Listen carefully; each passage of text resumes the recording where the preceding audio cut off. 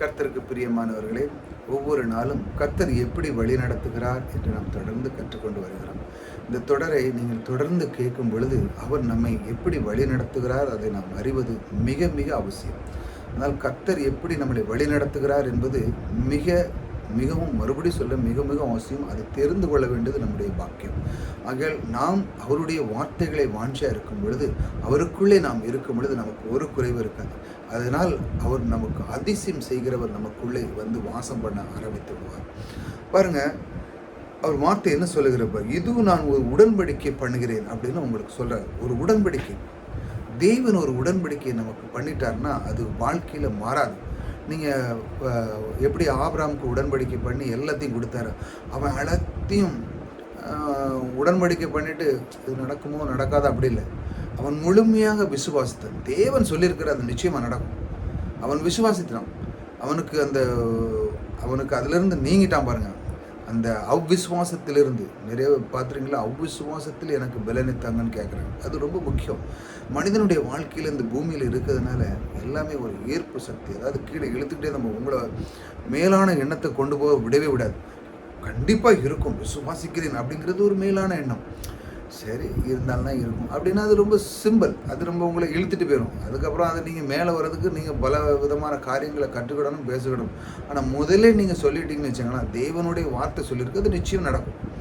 இப்படி நீங்கள் முழுமையாக அமேன் அப்படின்னு நீங்கள் விசுவாசிக்கும் பொழுது அந்த உடன்படிக்கை உங்களுக்குள்ள வரும். இப்படித்தான் அவர் உங்களை வழிநடத்துகிறார். பாருங்க, அவர் சொல்லுவார், பூமி எங்கும் எந்த ஜாதிகளிடம் செய்யப்படாத அதிசயங்களை உன் ஜனங்கள் எல்லோருக்கும் முன்பாக செய்வேன் என்கிறார். பாருங்க, உங்களுக்கு இந்த மாதிரி ஒரு அதிசயம் செய்வேன் என்று சொல்கிறார்.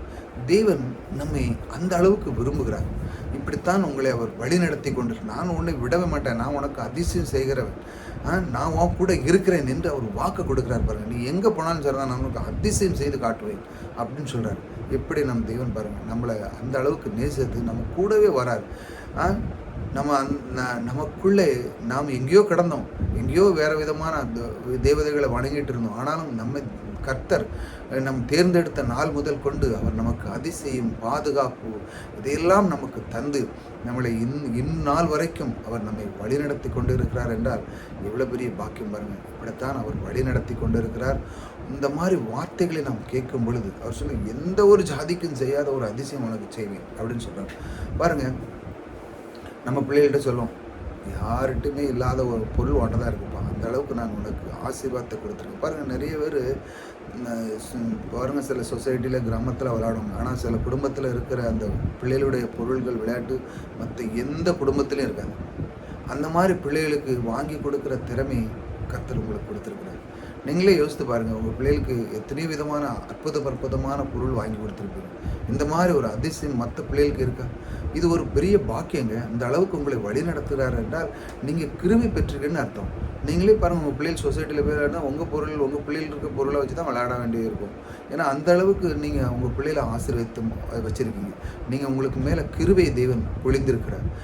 எத்தனையோ பிள்ளைகள் உங்கள் பிள்ளைகளை தான் தேடி வரும், வாயம் கொஞ்சம் விளையாடுறதுக்கு. ஏன்னா அவங்ககிட்டலாம் இல்லாத பொருள் உங்கள் இடத்துல அதிசயம் செய்திருக்கிறார். கிருபையை அழிந்திருக்கிறார். உங்கள் பிள்ளைகளுக்கு தேவையான பொருளை கொடுத்திருக்கிறார், உணவை கொடுத்திருக்கிறார், உடையை கொடுத்திருக்கிறார், நல்ல படிப்பை கொடுத்திருக்கிறார், ஞானத்தை கொடுத்திருக்கிறார், நல்ல புத்தியை கொடுத்திருக்கிறார். இதையெல்லாம் தேவன் எப்படி கொடுத்தார்? உங்களை நேசித்ததனால். உங்கள் மேல் அவர் வாஞ்சியாக இருக்கிறார், உங்கள் மேல் அவர் அன்பாக இருக்கிறார். ஆகையால் உங்களுக்கு மேல் கிருபை மேல் புரிந்து அதிசயம் செய்கிறார். எத்தனை ஜாதிகள், எத்தனை அந்த சொசைட்டியில் எத்தனை பேர் இருந்தாலும் உங்களுக்கு அதிசயம் செய்கிறாருங்க. உங்களுக்கு கொடுக்குற அந்த உங்களுக்கு கிடைத்த அந்த பாக்கியம் அவருடைய கிருபை. நீங்கள் எத்தனை விதமான தவறுகள் எதையெல்லாம் செய்திருப்பீங்க, ஆனாலும் அவர் அதையெல்லாம் மறந்து, என் பிள்ளைப்பா இது தவறு செய்வான், ஆனாலும் அதையெல்லாம் நான் பார்க்குறதே இல்லை, அவனுக்கு என்ன, எனக்கும் அவனுக்குள்ளே என்னது, நான் அவனுக்கு நன்மை செய்ய வேண்டியே தீர்மானித்துட்டேன், அதனால் அவனுக்கு அதிசயம் செய்ய வேண்டிய நான் தீர்மானித்துட்டேன், அவனுக்கு அதிசயம் மட்டும்தான் செய்வேன் என்று அவர் உங்களுக்கு வாக்கு கொடுக்கிறார்.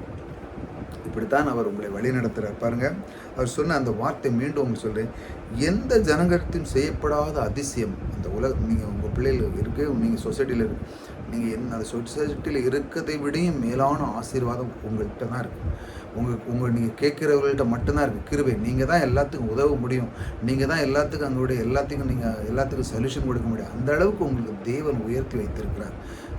அந்த அதிசயங்களை உன் ஜனங்கள் எல்லோருக்கும் முன்பாக செய்வேன், உனக்கு முன்பாக செய்வேன், அந்த ஜனங்களுக்கு முன்பாக உனக்கு அதிசயம் செய்வேன் என்று சொல்லி அவர் வாக்கு கொடுக்கிறார். இதை நீங்கள் விசுவாசிக்க வேண்டும். இப்படித்தான் அவர் வழி நடத்துகிறார். பாருங்க, உங்களை கைவிடாத தேவன் உங்களை எப்பொழுதும் நன்றாகவே வழி நடத்துவது தான் அவருடைய விருப்பமும் சித்தமாக இருக்கிறது. அதை முதல்ல புரிஞ்சுக்காங்க. நீங்கள் இருக்கிற இடத்துல நீங்களே யோசித்து பாருங்கள். நான் எத்தனை விதமான ஆட்கள் உங்கள் முன்னே கஷ்டப்பட்டு, ஆனால் உங்களுக்கு ஏதாட்டு கஷ்டம் இருக்கா? உங்களுக்கு ஏதாட்டு ப்ராப்ளம் இருக்கா? உங்களுக்கு ஒரு குறையில்லாத வைத்திருக்கிறார் கிருபையோடு. ஏனென்றால் தேவன் அந்த அளவுக்கு உங்களை நேசிக்கிறார். உங்களை அந்த அளவுக்கு அவர் உங்களுக்கு கூடவே வந்து வாஞ்சியாக இருந்து இவனுக்கு நான் அதிசயம் செய்வேன், எல்லாரும் முன்பாக, எல்லா ஜனங்களுக்கு முன்பாக இவனுக்கு அதிசயம் செய்து காட்டுவேன்னு சொல்லி உங்களையும், உங்கள் மனைவி, உங்கள் பிள்ளைகள், உங்கள் அம்மா அப்பா எல்லாம், உங்கள் ஜன்னதி எல்லாத்தையுமே அவர் அதிசயம் செய்து காட்டுகிறவர் உங்களோடு இருக்கிறார். இந்த கிருபையை நீங்கள் இழந்து விடாதீர்கள். இந்த கிருபை பெறுவதற்கு ஒரே ஒரு இதுதான் இருக்குது. அது என்னென்னா விசுவாசி. இந்த கிருபை பெறுவதற்கான ஒரு விடை என்னென்னா அந்த கிருபை பெறுவதற்கு நீங்கள் விசுவாசிக்கணும். தேவன் உண்மையிலே என் கூட இருக்கிறார், ஆகையால் நான் எதை பற்றியும் கவலைப்பட மாட்டேன், எனக்கு அதிசயம் செய்கிறவர் என் கூட இருக்கிறார்னு சொல்லி இந்த இந்த அந்த இந்த வாஞ்சியோடு நீங்கள் இருக்கும்போது, இந்த விசுவாசத்தை நீங்கள் வளர்த்து கொள்ளும்போது உங்களுக்கு ஒரு குறைவு இருக்காது. இப்படித்தான் தேவன் உங்களை எப்பொழுதும் வழிநடத்தி கொண்டிருக்கிறார். அவர் உங்களை தேடி வந்து உங்களுக்கு எல்லா விதமான வாழ்க்கையை தருகிறவர் உங்களோடு கூட இருக்கிறார். கர்த்தர் உங்களை ஆசீர்வதிப்பார்.